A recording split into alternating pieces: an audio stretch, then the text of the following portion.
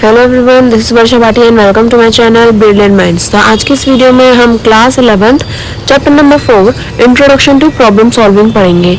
तो जो हमारे प्रीवियस 3 चैप्टर्स थे तो वो सबसे पहले तो उसमें कंप्यूटर सिस्टम ही था कि आपने समझा जाना कि कंप्यूटर क्या है, उसके सिस्टम्स क्या हैं, किस तरह से वो काम करता है, किस तरह से वो इवॉल्व हुआ। तो पहले चैप्टर में ये सब पढ़ा।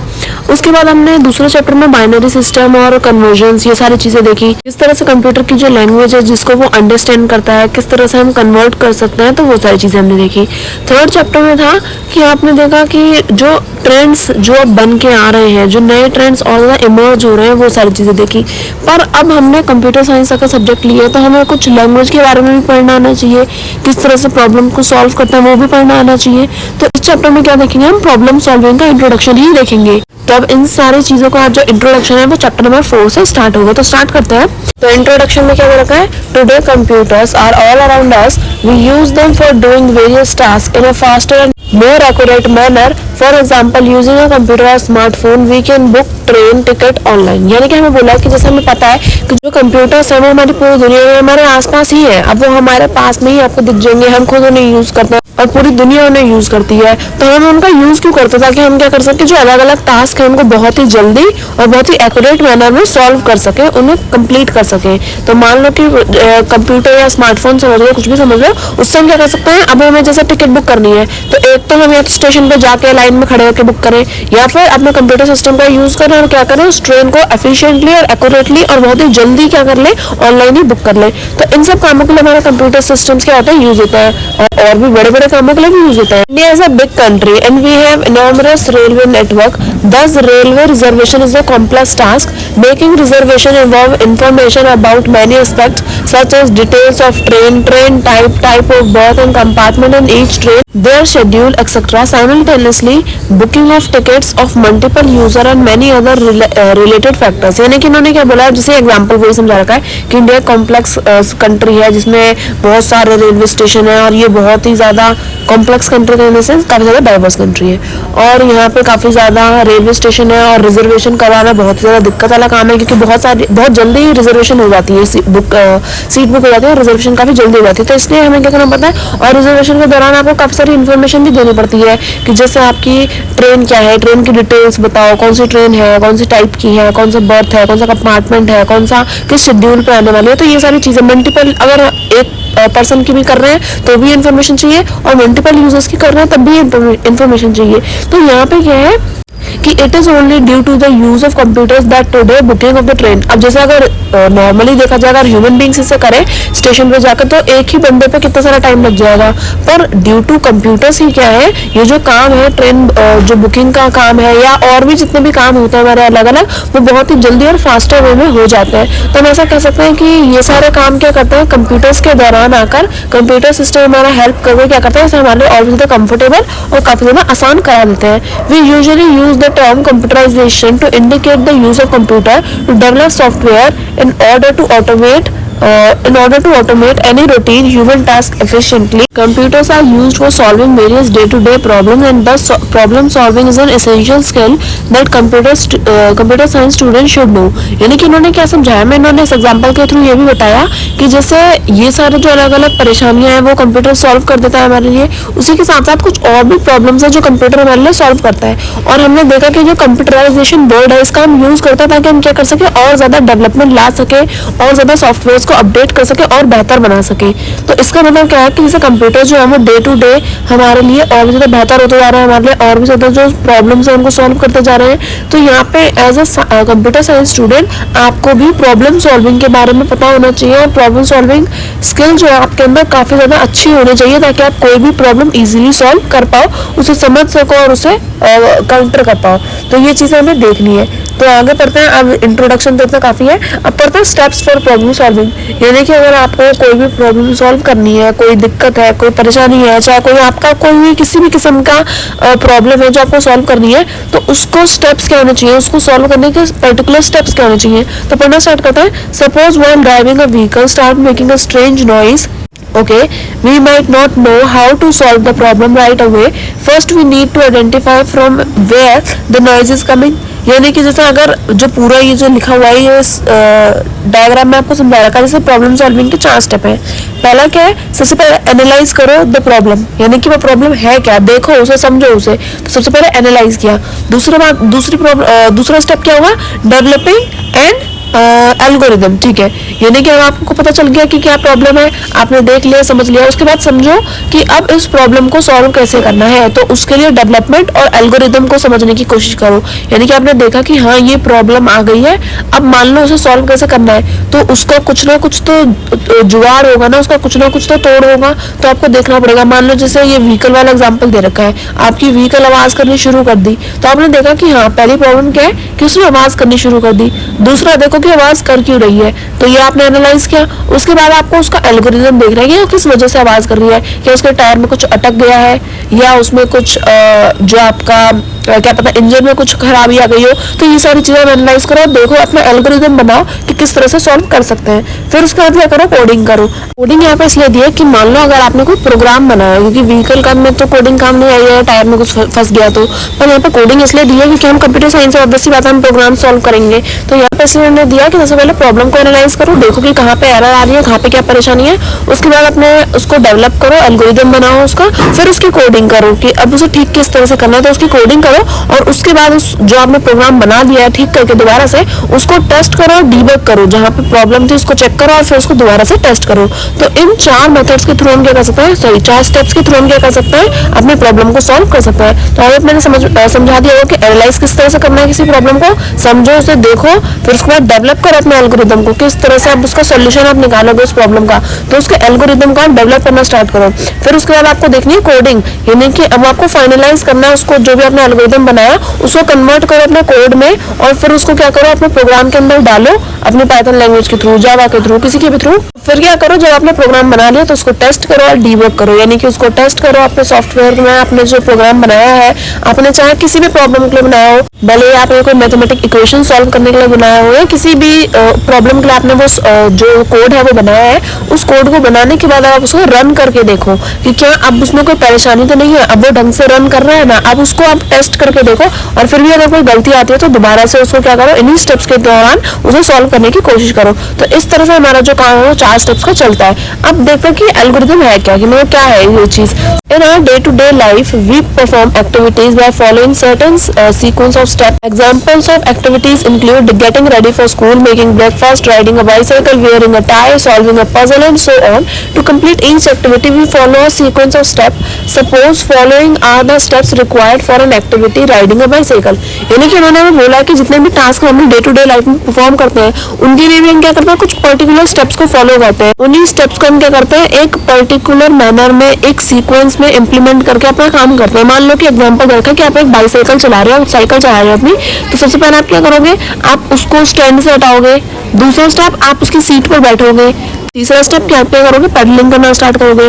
फिर फोर्थ स्टेप है कि अब आप क्या करोगे, यूज ब्रेक्स व्हेनेवर नीडेड, यानी कि आप जैसे आप बाइसाइकिल चला रहे हो, अब आपको ब्रेक मारने की जरूरत है, आपको लग रहा है कि सामने कोई आ गया तो आप रुकोगे ना, तो फिर आप चौथे स्टेप में ब्रेक मारोगे और उसके बाद stop on reaching the destination, यानी कि लास्ट क्या है कि जब आप अपनी जगह पर पहुंच जाओगे तो फिर आप क्या करोगे, रुक जाओगे। तो ये 4-5 स्टेप्स हैं जो आप क्या करते हो, फॉलो करते हो, और इन्हीं के दौरान आपका क्या है, आपकी जो बाइसाइकिल है वो रन करती है, इसी तरह से आप उसे चलाते हो। इसके दौरान अगर कोई प्रॉब्लम आ जाती है तो आप देखते हैं कि क्या प्रॉब्लम आ गई। So let us now find greatest common divisor GCD of 2 numbers 45 and 54, यानी कि अब इन्होंने हमें कुछ जो हमारी day to day life problems है ना उन्हें सॉल्व करने का काम दिया है। तो पहले तो आपने एक बाइसाइकिल चलाई, उसके बाद मान लो अब आपको ग्रेटेस्ट कॉमन डिवीजर निकालना है 45 और 54 का। तो क्या करोगे, 45 का डिवीजर कौन कौन से होते हैं, देखो 1 के टेबल में आता है, 3 के टेबल में आता है, 5 के टेबल में आता है, 9 के टेबल में आता है, 15 के टेबल में आता है, और 45 ऑब्वियसली बात है अपने टेबल में भी आता ही है।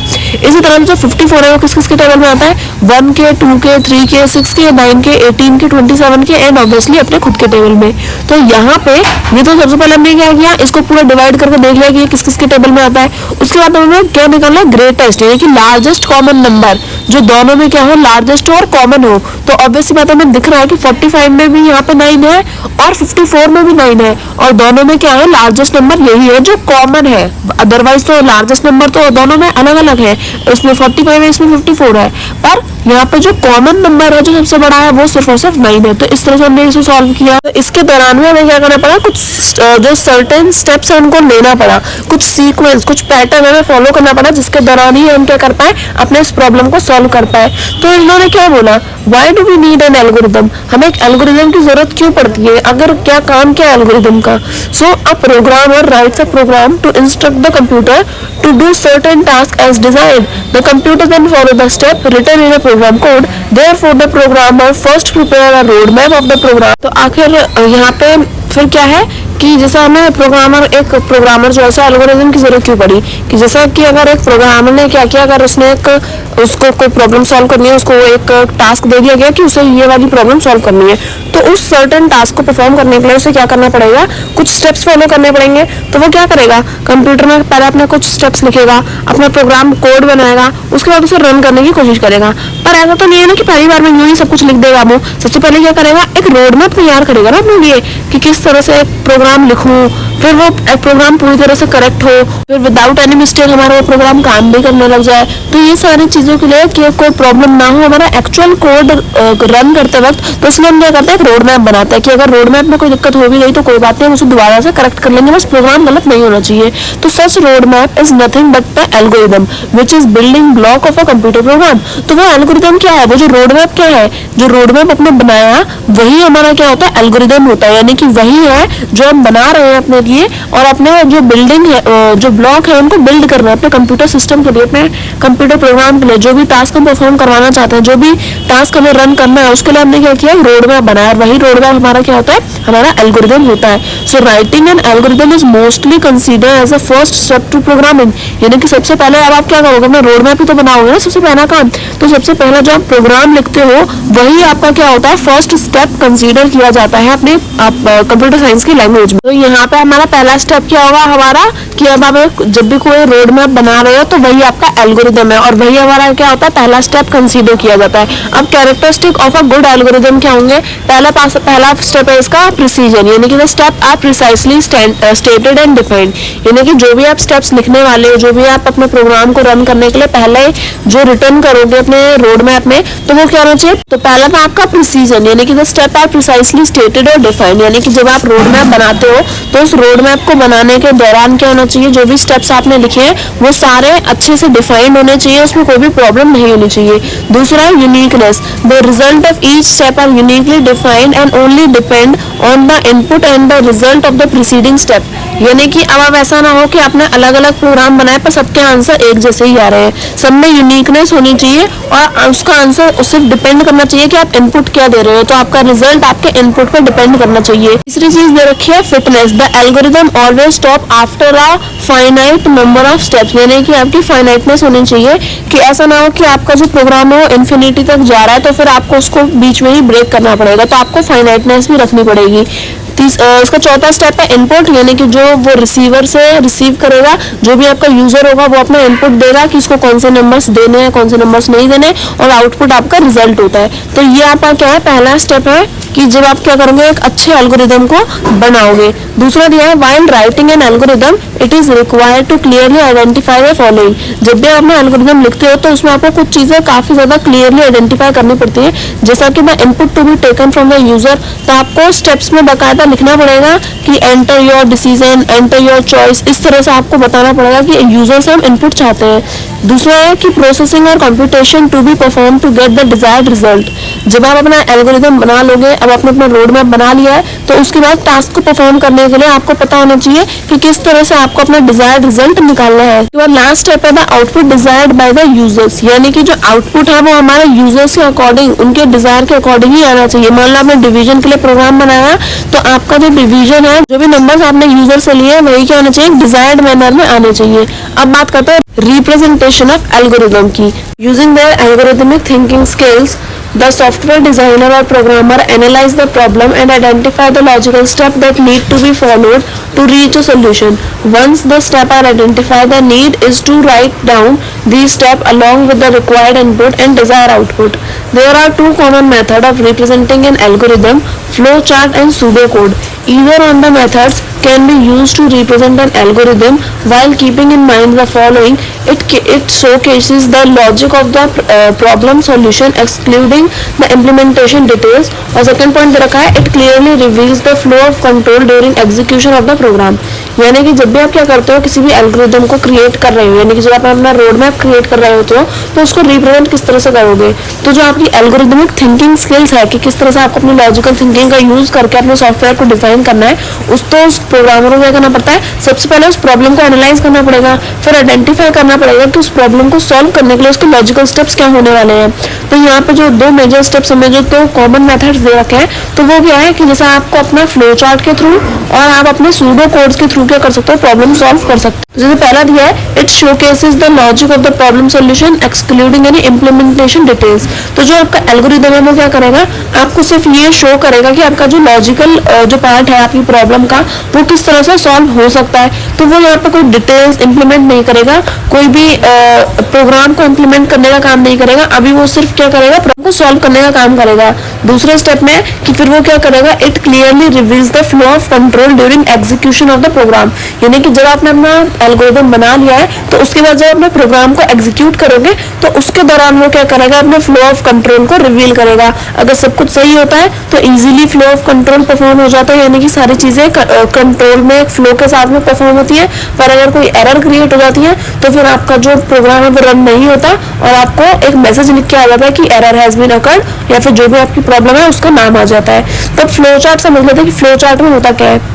फ्लो चार्ट में क्या करता है, विजुअल रिप्रेजेंटेशन ऑफ एल्गोरिथम्स, यानी कि फ्लो चार्ट इस तरह से होता है कि उसके सिंबल्स आपको कुछ दे रखे होंगे, स्टार्ट के, एंड के, प्रोसेस के दौरान के, जो अपने कोई डिसीजन मेक किया तो उसके। तो यहाँ पर आप टेबल में देख सकते हो, इनपुट और आउटपुट आएगा तो उससे एरो से कनेक्ट कर सकते हो कि किस तरह से आपका जो फ्लो चार्ट है वो किस शेप के बीच में आ रहा है।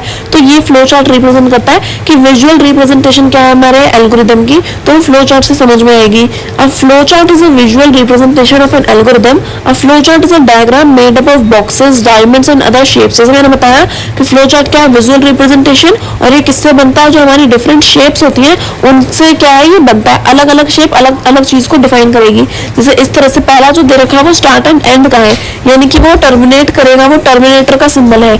दूसरा है कि आपका वो एक्शन सिंबल है कि आप क्या प्रोसेस के दौरान में काम चल रहा है, तो वो प्रोसेस के लिए वो एक्शन का सिंबल है। उसके बाद थर्ड है कि जब आपने कोई डिसीजन लिया है, येस और ट्रू का, ट्रू या फॉल्स का, येस और नो का, तो वहां पे फिर वो जो डिसीजन है उसके लिए ये वाला सिंबल यूज होता है। फोर्थ दे रखा है कि जब आपका इनपुट या आउटपुट आपको मिलेगा, अगर यूजर इनपुट दे रहा है या हमारा जो प्रोग्राम है वो हमें आउटपुट निकाल के दे रहा है, तो उसके लिए हम क्या करते हैं, पैरेललोग्राम का यूज करता है। और लास्ट दे रखा है कि यहाँ पे हम जो अलग अलग शेप्स हैं उनको अगर ज्वाइन कर रहे हैं, किस शेप से क्या आने वाला है। जैसे मान लो कि सबसे पहले आपने क्या किया, स्टार्ट किया, उसके बाद हम चाहते हैं कि प्रोसेस को दिखाएं, तो उसके बीच हम एरो का यूज करेंगे कि इसके बाद ये चीज हुई है, तो एरो इस तरह से यूज होती है। जैसे यहाँ पे पहला दिया है, write an algorithm to find the square of an number, यानी कि किसी भी एक नंबर का अगर आपको स्क्वायर निकालना है, किसी भी नंबर का स्क्वायर निकाल सकते हैं, नेगेटिव पॉजिटिव किसी भी नंबर का, तो उसके लिए हमें क्या करना पड़ेगा, एल्गोरिथम लिख के दिखाना है। यानी कि सबसे पहले क्या करेंगे, उसके स्टेप्स लिख कर दिखाएंगे कि किस तरह से इस प्रॉब्लम को सॉल्व करना है। तो सबसे पहला स्टेप क्या होगा, इनपुट लेंगे अपने यूजर से, जो भी नंबर है उसका स्क्वायर निकालने के लिए आप इनपुट दोगे कि आपको किस नंबर का स्क्वायर चाहिए। दूसरा कि उसको मल्टीप्लाई करेंगे सेम उसी नंबर से, जो भी यूजर ने नंबर दिया सेम उसी नंबर से हम क्या करेंगे, उस नंबर को दोबारा से मल्टीप्लाई कर देंगे। तीसरा है फिर उसके बाद हमारा आउटपुट मिल जाएगा। तो इस तरह से ये क्या किया हमने, अपने एल्गोरिथम के स्टेप्स लिखे कि हाँ ये चीजें होंगी तो हमारा आंसर आ जाएगा। तो ऑब्वियसली बात है इसी तरह से हमारा आंसर आता है। तो ये चीज हमने क्या करी, यहाँ पे अपने स्टेप्स में इंप्लीमेंट कर दी कि सबसे पहले input a number and store it to num, यानी कि सबसे पहले क्या किया, अपना एक नंबर हमने लिया, इनपुट कराया और उसे नम के अंदर स्टोर करा लिया। उसके बाद दूसरा क्या हमने किया कि नम और नम को आपस में मल्टीप्लाई करा लिया और प्रिंट करा दिया स्क्वायर, यानी कि इन द सेंस हमने एक प्रोग्राम यहाँ पे डिजाइन किया जो यहाँ से स्टार्ट हो रहा था। सबसे पहले इनपुट किया नम में, फिर square is equal to num into num, जो भी नंबर है उसको दोबारा उसी से मल्टीप्लाई कर दो और उसको क्या कर दो, स्क्वायर के अंदर सेव करा लो और प्रिंट करा लो अपने स्क्वायर को। तो उसके बाद क्या हो जाएगा, लास्ट स्टेप आपका स्टॉप का है, तो फ्लो चार्ट के दौरान आपको दिख जाएगा कि आपका एल्गोरिथम किस तरह से रन कर रहा है। उसके बाद दूसरा यहाँ पे फ्लो चार्ट का एग्जांपल दे रखा है कि जिसमें क्या दिया है, draw flow chart to solve the problem of a non functioning light bulb. कि मान लो कि कोई लाइट बल्ब है जो काम नहीं कर रहा, उसके लिए आपको क्या करना है, फ्लो चार्ट बनाना है। तो अगर एक बल्ब काम नहीं कर रहा तो उसके लिए किस तरह से एल्गोरिथम परफॉर्म करेंगे, तो हम स्टार्ट करते हैं और इसको समझते हैं कि किस तरह से एक एल्गोरिथम रन करता है। तो जैसे सबसे पहला क्वेश्चन तो यही होगा कि क्या उसका स्विच ऑन है या नहीं। तो अगर मान लो कि अगर हमारा आंसर दो हो सकता है, या तो यस हो सकता है या नो हो सकता है। तो अगर यस है तो आप क्या करो, तो अगर हमारा आंसर यस होगा तो हम देखेंगे कि क्या कोई और प्रॉब्लम है जिसकी वजह से बल्ब जल नहीं रहा। पर मान लो कि अगर पहला आंसर हमारा नो आया कि बल्ब जो स्विच है वो ऑन नहीं है, तो हम क्या करेंगे, सबसे पहले स्विच को ऑन करेंगे। अब ये पहला स्टेप हुआ। अगर यस बोलेंगे तो क्या करेंगे, चेक करेंगे क्या हमारा बल्ब जो है वो पूरी तरह से खराब हो चुका है, इज इट बर्न आउट, कि जो हमारा बल्ब है क्या वो चल चल कर पूरी तरह से खत्म हो चुका है। तो अगर हम बोले कि नो, तो हम क्या करेंगे कि फिर इलेक्ट्रिशियन को कॉल करो, क्योंकि अब वो पूरी तरह से तो बर्बाद नहीं हुआ पर फिर भी वो चल नहीं रहा है। तो अगर वो पूरी तरह से खराब नहीं हुआ तो हम क्या करेंगे, इलेक्ट्रिशियन को कॉल करेंगे। अब मान लो स्विच ऑन करने के बाद हम पूछेंगे कि क्या बल्ब जला। अगर बल्ब जला तो फिर तो सब सही है। पर अगर बल्ब का जवाब आया नो, कि अभी भी स्विच ऑन करने के बाद भी हमारा बल्ब नहीं जला, तो नो से हम क्या आ जाएंगे, इधर ट्रांसफर हो जाएंगे। इधर आने के बाद वही सवाल पूछेंगे कि क्या बल्ब पूरी तरह से खराब हो चुका है। अगर कहा कि बल्ब पूरी तरह से खराब नहीं हुआ तो हम इलेक्ट्रिशियन को कॉल करेंगे। और अगर कह दिया कि हाँ बल्ब पूरी तरह से खराब हो गया यस, तो हम क्या करेंगे, अपने नए बल्ब को, सॉरी जो पुराना बल्ब है उसको रिप्लेस कर देंगे अपने नए बल्ब से। तो इस तरह से क्या है, ये फ्लो चार्ट जो है वो इस तरह से समझाता है कि क्या प्रॉब्लम हो सकती है, उसके जितने भी पॉसिबल आंसर्स है, यस नो मे बी, जितने भी पॉसिबल आंसर्स है उन सबका आंसर निकालेंगे और उसके बाद फिर उसको एग्जीक्यूट करेंगे। तो ये हमारा फ्लो चार्ट यहाँ कंप्लीट हुआ। फ्लो चार्ट के बाद हम कुछ सूडो कोड्स भी बनाते हैं, यानी कि जो हकीकत में एग्जिस्ट नहीं करते पर फिर भी हम ऐसे कुछ सूडो कोड्स बनाते हैं। तो क्या बोला इसलिए, the pseudo code pronounced pseudo code is another way to representing an algorithm. It is considered as a non formal language that help programmer to write algorithm. It is detailed description. It is a detailed description of instruction that a computer must follow in a particular order. It is intended for human reading and cannot be executed. यानी कि pseudo code क्या है, pseudo code का मतलब ही क्या होता है, pseudo means का मतलब होता है नॉट रियल, जो सच्चा नहीं है, जो रियल नहीं है। और कोड तो ऑब्वियस बात है जब इम्प्लीमेंट कर रहे हैं, तो सूडो कोड का मतलब हुआ कि नॉट रियल कोड, जो कोड रियल में नहीं है। जैसे मैंने आपको बताया, तो इनका यूज हम क्यों करते हैं जब ये है ही नहीं। तो इनका यूज हम इसलिए करते हैं ताकि ह्यूमन क्या कर सके, इन्हें इजिली अंडरस्टैंड कर सके, अपने खुद की सुविधा के लिए, अपने खुद को समझाने के लिए हम क्या करते हैं, सूडो कोड्स का यूज करते हैं ताकि हम ज्यादा अच्छे से रिप्रेजेंट कर पाए। साथ ही साथ अगर कोई और भी हमारा कोड पढ़ रहा है तो और भी बेहतर तरीके से उसे समझ पाए। तो इसलिए हम क्या करते हैं, सूडो कोड का यूज करते हैं। तो इसमें क्या क्या है हमारा, following are some of the frequently used keywords while writing pseudo code. जब भी हम क्या करते हैं, कोई सूडो कोड राइट करते हैं तो उससे पहले हम कुछ कीवर्ड्स का यूज करते हैं, जिनमें से जो सबसे ज्यादा यूज कीवर्ड्स जो सबसे ज्यादा यूज होते हैं वो कौन से कीवर्ड्स है, हमारा input, compute, print, increment, decrement, if, else, while, true और फॉल्स। तो इन कुछ वर्ड्स है हमारे, जो कीवर्ड्स है, जो हम क्या करते हैं अपने सूडो कोड्स का यूज करने के दौरान इनका यूज करते हैं। अब मान लो कि हमें एक एल्गोरिदम डिस्प्ले करना है जिसमें हमें क्या करना है, 2 नंबर एंटर कराना है अपने यूजर से और उसके बाद सूडो कोड बनाना है। फ्लो चार्ट्स के थ्रू भी बना सकते हैं, वैसे भी बना सकते हैं कि हमें क्या करना है, दोनों नंबर को ऐड करना है। तो आप फ्लो चार्ट वाला तो खुद ही समझ गए हो, आप इसी को समझ लेंगे। तो सबसे पहले क्या करेंगे, इनपुट कराएंगे num1 को, फिर इनपुट करेंगे num2 को, यूजर से ले लिया। उसके बाद क्या करेंगे, कंप्यूट कर देंगे रिजल्ट को किसमें, num1 प्लस num2 में, और प्रिंट करा देंगे अपने रिजल्ट को। तो इस तरह से हमारा क्या है, एक सूडो कोड बन गया। तो इस तरह से हमारा एल्गोरिथम जब फॉर्म होगा तो उसको हम बोलेंगे सूडो कोड और फ्लो चार्ट। फ्लो चार्ट में तो देखो ये था कि आपने ये पूरा का पूरा फ्लो चार्ट बनाया कि रीड num1 num2, फिर result is equal to num1 plus num2, फिर आपने प्रिंट कराया रिजल्ट को। तो इस तरह से सूडो कोड और फ्लो चार्ट काम करते हैं। दूसरा सेम दे रखा है, कैलकुलेट करना है पैरामीटर और area of rectangle. Flow chart और सूडो कोड दोनों के दौरान तो पैरामीटर और जो हमारा एरिया है उनके फॉर्मूला हमें पता होने चाहिए।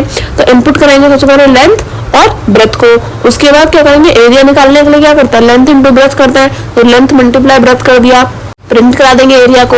अगर पैरामीटर निकालना है तो पैरामीटर का फॉर्मूला क्या होता है, 2 इंटू लेंथ प्लस ब्रेथ। तो वो फॉर्मूला लगाएंगे और उसके बाद इसको भी क्या कर देंगे, प्रिंट कर देंगे पैरामीटर को, तो वो प्रिंट हो जाएगा। अब सेम ऐसा हम एल्गोरिदम जो है, सेम एल्गोरिदम हम फ्लो चार्ट में लगा देंगे, तो उस तरह से वो भी सॉल्व हो जाएगा।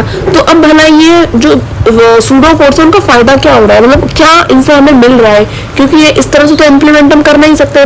तो ये जो सूडो कोड से इनका फायदा क्या होगा? So before writing codes in a high level language, a pseudo code of a program help in representing the basic functionality of the intended program by writing the code first in a human readable language. यानी कि obvious सी बात है, जो human readable language है वो computer system नहीं समझता, तो उसको क्या चाहिए? अपनी हाई लेवल लैंग्वेज ही चाहिए। तो बिफोर राइटिंग, जब भी आप कोई कोड लिख रहे हो, तो हाई लेवल लैंग्वेज में लिखने से पहले आप क्या करो, अगर आप उसे ह्यूमन रीडेबल लैंग्वेज में लिख लेते हो तो आपको उस प्रोग्राम की बेसिक फंक्शनैलिटी समझ में आ जाती है कि अब वो किस तरह से परफॉर्म करने वाली है। तो उसकी बेसिक फंक्शनैलिटी को समझने के लिए, या फिर जो नॉन प्रोग्रामर्स है, मान लो अगर आपने एक प्रोग्रामर को एक प्रोग्राम लिखकर दे दिया तो वो तो समझ जाएगा, पर जो नॉन प्रोग्रामर्स है, अगर उनको समझाना है तो आप उन्हें वैसे लिख के नहीं दे सकते, उनको आपको ह्यूमन रीडेबल जो वर्ड्स हैं, जो लैंग्वेज है, उसमें ही लिख के देना पड़ेगा। तो इसलिए जो नॉन प्रोग्रामर्स हैं उनको कोई दिक्कत ना हो अपने प्रोग्राम को समझने के लिए, तो इसलिए रीड और अंडरस्टैंड करने के लिए हम उसे पहले क्या रखते हैं? सूडो कोड में लिखते हैं, ताकि बेसिक फंक्शनैलिटी समझ आ जाए। अब फ्लो ऑफ कंट्रोल क्या है? So the flow of control depicts the flow of event as represented in the flow chart. The events can flow in a sequence or an branch based on a decision or even repeat some part for a finite number of times.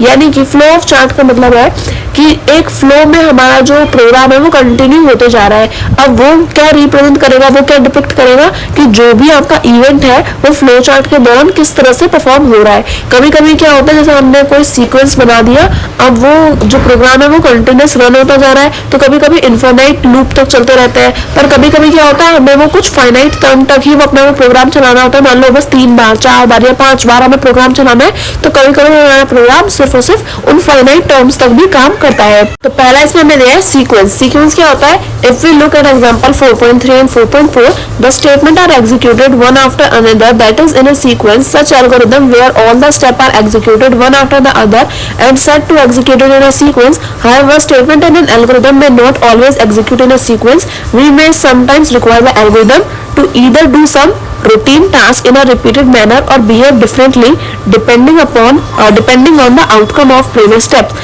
यानी कि sequence क्या है?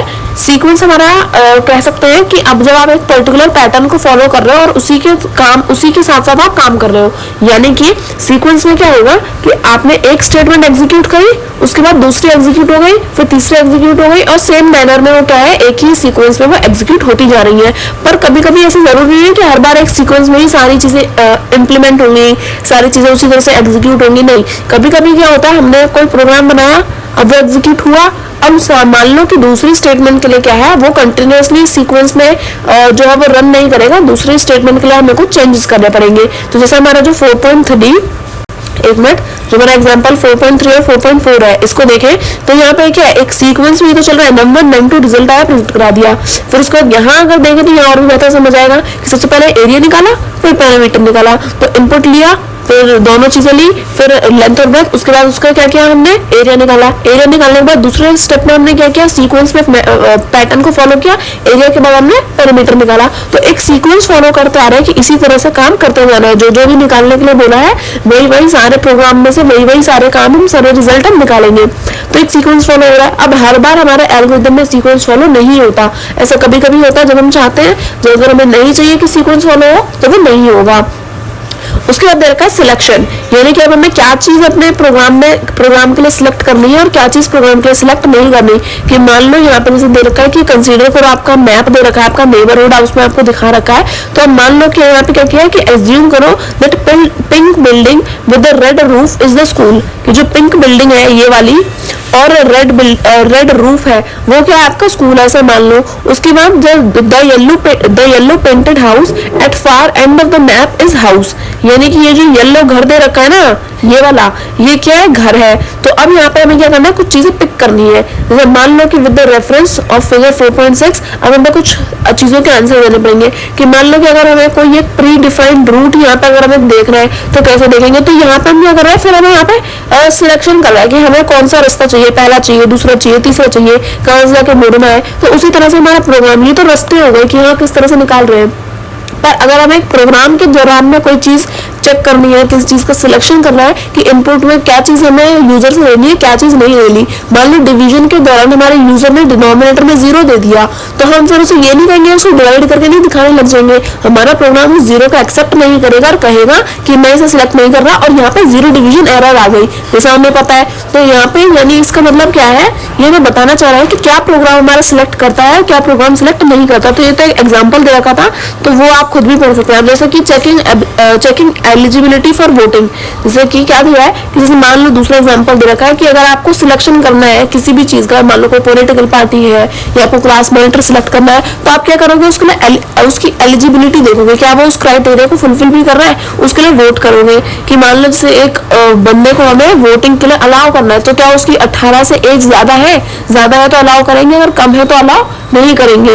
18 साल का है तो भी allow करेंगे। दूसरी चीज, जैसे दूसरा एग्जांपल है कि इफ अ 8 ईयर स्टूडेंट, एक 8 साल का स्टूडेंट जिसको मैथ पसंद है, तो उसको हम क्या करेंगे, ग्रुप ए में पुट करेंगे, अदरवाइज उसे क्या करेंगे, ग्रुप बी में पुट करेंगे। तो मान लो एक 8 साल का बच्चा है रवि, जिसको मैथ नहीं पसंद, तो उसको हम कहाँ पुट करेंगे, सिलेक्ट कर लिया हमने उसे, 3-4 बच्चे हैं, हमें उसमें से सिलेक्शन करना है, किसको कहाँ सिलेक्ट करना है। तो मान लो रवि है, उसको मैथ नहीं पसंद, उसे ग्रुप बी में डाल दिया। एक और बच्चा है प्रीति, उसको मैथ पसंद है, उसको ए ग्रुप में डाल दिया। एक और बच्चा है जिसको मैथ पसंद है पर वो 7 साल का है, तो उसने क्राइटेरिया फुलफिल नहीं करा, तो इसको सिलेक्ट करके क्या कर देंगे, ग्रुप बी में डाल देंगे, उसे अलग कर देंगे। तो इस तरह से जो कंडीशंस के अकॉर्डिंग आपको दी गई है, जो भी कंडीशंस है उनकी रिक्वायरमेंट फुलफिल होती है या नहीं, उनके अकॉर्डिंग जो हम क्या करता है, अपना प्रोग्राम हमारा सिलेक्शन करता है, तो वो चीज इसमें आती है। दूसरा दिया कंडीशन, क्या कंडीशन ट्रू है या फॉल्स। अगर ट्रू है तो करना है उस टास्क को परफॉर्म, अगर फॉल्स है तो उस टास्क को परफॉर्म नहीं करना। तो इस तरह से कंडीशंस भी हमारे एल्गोरिदम में होती है। If condition then step to be taken, अगर कंडीशन ट्रू है तो अपना स्टेप उठाओ, अगर कंडीशन ट्रू नहीं है तो अपना स्टेप उठाने की कोई जरूरत नहीं है। तो इस तरह से जैसे इसका एग्जांपल दे रखा है कि अगर यहाँ पे एक एल्गोरिदम लिखना है हमें कि अगर नंबर ऑड है या इवन, वो चेक करके बताना है, तो इनपुट करेंगे यूजर से एनी नंबर, कोई भी नंबर इनपुट हो जाएगा, फिर प्रोसेस करेंगे और देखेंगे कि नंबर इवन है या इवन नहीं है, और फिर आउटपुट में क्या देंगे कि इवन या ऑड, जो भी देख रहे हैं हमें। तो जैसे मान लो कि हमारे यूजर ने क्या किया, एंटर किया अपना नंबर, तो मान लो उसने कुछ भी नंबर एंटर किया, तो एंटर करने के बाद हम क्या करेंगे, उसको मॉड लगा के 2 लिख देंगे। मॉड लगा के 2 लिखना क्या है, इसका मतलब है कि अब रिमाइंडर अगर 0 आया, remainder is equal to 0, remainder is equal to 0, यानी कि अगर हमारा डिवाइड करने के बाद रिमाइंडर 0 आ गया, यानी कि वो 2 से कंप्लीटली डिवाइड हो गया, और अगर 2 से कंप्लीटली डिवाइड हो गया तो आंसर क्या हो जाएगा, इवन। पर एल्स अगर ऐसा ना हो, यानी कि else mod 2 is equal to not equal to, अगर वो 0 नहीं आया तो उसके लिए हमें बार बार नॉट लगाने की जरूरत नहीं है। अगर इफ की कंडीशन लगा दी, एल्स में उसका ऑपोजिट होता है। तो इफ में अगर 0 है तो एल्स में नॉट 0 होगा, तो अगर 0 नहीं आया तो हम प्रिंट करा देंगे ऑड। तो ये क्या था, ये तो था सूडो कोड। तो इसी तरह से आप अपना फ्लो चार्ट भी क्रिएट कर सकते हो। तो यहाँ पे क्या होता है कि सबसे पहले आपने अपना प्रोग्राम को आपने देखा, अब उसका एल्गोरिथम बनाया, फिर सिलेक्ट किया कि क्या ऑड है क्या इवन है, और उसके बाद आपने उसका रिजल्ट जो है वो हमें शो किया। अब इसी तरह से यहाँ पे एक और सूडो कोड लिखना है, जिसमें हमें क्या दे रखा है, फ्लो चार्ट दे रखा है मल्टीपल कंडीशंस का, जिसमें कैटेगरी वाइज हमने बच्चों को डिवाइड कर रखा है। मान लो अगर 13 से छोटा है कोई बच्चा तो उसे चाइल्ड कहेंगे, अगर कोई 13 से बड़ा या 20 से छोटा, यानी कि 13 से बड़ा है और 20 से छोटा है तो उसको टीनेजर कहेंगे, और या कोई बच्चा 20 या 20 से बड़ा है तो उसे अडल्ट कहेंगे। तो उसके लिए क्या करेंगे, चेक करेंगे। तो यानी कि अगर यहाँ पे इफ एल्स की कंडीशन लगाएंगे, इनपुट करेंगे एज को, फिर इफ की कंडीशन लगाएंगे कि अगर एज जो है वो स्मॉलर देन 13 है तो प्रिंट करा देंगे चाइल्ड। अगर हमारी एज क्या है, स्मॉलर देन 20 और 13 के बीच में आ रही है तो क्या करेंगे, टीनेजर प्रिंट करेंगे। और उसके बाद लास्ट कंडीशन में क्या करा देंगे, अगर ये दोनों कंडीशन फुलफिल नहीं होती तो लास्ट में अडल्ट प्रिंट करा देंगे। तो इस तरह से क्या होता है, आप सूडो कोड का यूज करके समझ सकते हो कि आपका जो प्रोग्राम है वो किस तरह से रन करेगा, और फ्लो चार्ट भी परफॉर्म कर सकते हो। अब इसका 4.7 एग्जांपल दिया है, algorithm for a card game called dragon and wizard. आपको एक गेम दे रखा है ड्रैगन एंड विजार्ड, तो उसके अकॉर्डिंग आपको 2 टीम बनानी पड़ेंगी। तो उसका एल्गोरिथम किस तरह से परफॉर्म होगा, सूडो कोड भी ले सकते हो और फ्लो चार्ट भी परफॉर्म कर सकते हो। तो यानी कि सबसे पहला इफ शेप इज डायमंड और शेप इज क्लब, यानी कि अगर आपके जो भी आप टीम के साथ खेल रहे हो, तो अगर उसमें अगर आपके कार्ड की शेप क्या है, डायमंड आई या फिर क्लब आई, तो आप कौन सी टीम में टारगेट हो जाओगे, आप ड्रैगन वाली टीम में चले जाओगे। एल्स अगर आपकी शेप क्या है, हार्ट है या फिर कोई नंबर है, तो क्या हो जाएगा, आपकी टीम को जो विजार्ड वाली टीम है को पॉइंट्स मिलेंगे। अगर इसके अलावा भी else if shape is heart and value is not a number, यानी कि दो कार्ड है, अगर शेप हार्ट आ गई और वैल्यू कोई नंबर नहीं आया तो किसको पॉइंट मिलेंगे, ड्रैगन वाली टीम को पॉइंट मिलेंगे। और लास्ट कंडीशन में आपको कुछ भी लिखने की जरूरत नहीं है, लास्ट कंडीशन इन तीनों से अलग होगी, यानी कि अगर आपकी क्या हो, शेप डायमंड आ जाए और कुछ और पॉइंट आ जाए तो फिर किसको पॉइंट मिलेंगे, विजार्ड को। और इसके अकॉर्डिंग आपका जो प्रोग्राम है वो रन हो जाएगा और आपको उसके रिजल्ट मिल जाएंगे। अब जो रिपीटिशन वाला है वो हम अपनी नेक्स्ट वीडियो में कंटिन्यू करेंगे। आई होप मैंने आपको आज जितना भी पढ़ाया वो सारा आपको अच्छे से समझ में आया होगा। फिर भी अगर आपको कोई डाउट होता है मेरे से कमेंट सेक्शन में पूछ सकते हैं। वीडियो अच्छी लगी तो प्लीज वीडियो को लाइक करें and subscribe to my channel. Thank you for watching.